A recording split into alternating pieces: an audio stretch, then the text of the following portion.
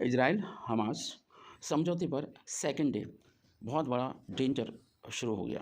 बात क्या है, आपको बता दें कि 7 घंटे बाद भी केवल 13 इजरायली बंधक ही रिहा हो पाए। 13 इजरायलियों के साथ 4 थाईलैंड के नागरिक को कतर और मिस्र की मध्यस्थता के जरिए एक अलग समझौते के हिस्से के रूप में छोड़ा गया है। दूसरे दिन 7 थाई नागरिकों को छोड़े जाने की बात कही गई थी, लेकिन बाद में 4 को ही छोड़ा गया।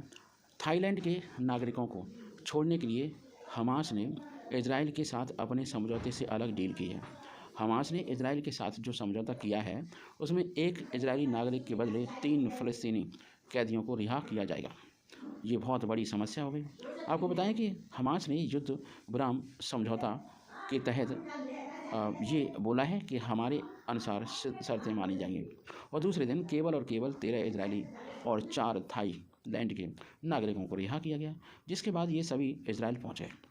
समझौते के दूसरे दिन इनको छोड़े जाने के करीब 7 घंटे डिले हो गया। हमास ने इजराइल पर समझौतों की शर्तों को न मानने का भी आरोप लगाया है, जिससे देरी हुई, जिससे कुछ समय के लिए युद्ध विराम समझौते के टूटने का भी खतरा पैदा हो गया। हालांकि बाद में बंधकों को रिहा कर दिया गया। हमास ने थाईलैंड के 4 नागरिकों को एक अलग समझौते के तहत रिहा कर दिया है।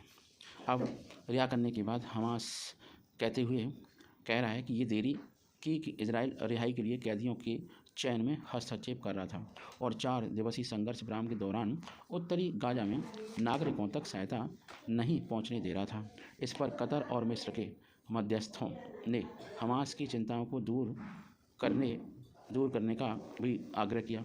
हमास ने कहा कि अब उसने मिस्र और कतर के मध्यस्थों को सकारात्मक प्रतिक्रिया दी थी जब उन्होंने इजराइल की ओर से समझौते की सभी शर्तों को बनाए रखने का वायदा किया था।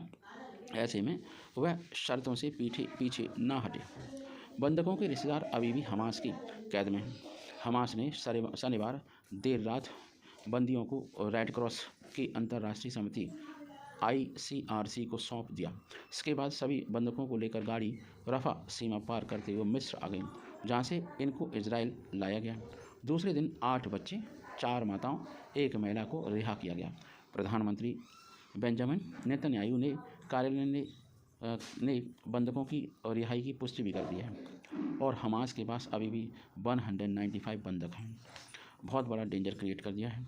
शनिवार को रिहा किए गए अधिकांश इजरायली बंधक किबुत्ज वेरी से थे, जो 7 अक्टूबर के हमले में सबसे ज़्यादा प्रभावित हुआ था। रिहा किए गए लोगों में से कई ने 7 अक्टूबर को अपने परिवार के सदस्यों को खो दिया था।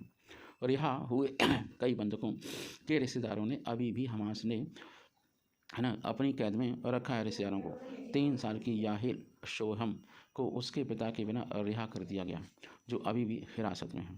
13 साल की हिला रोटेम को उसकी मां राया के बिना रिहा कर दिया गया, जो अभी भी बंधक है।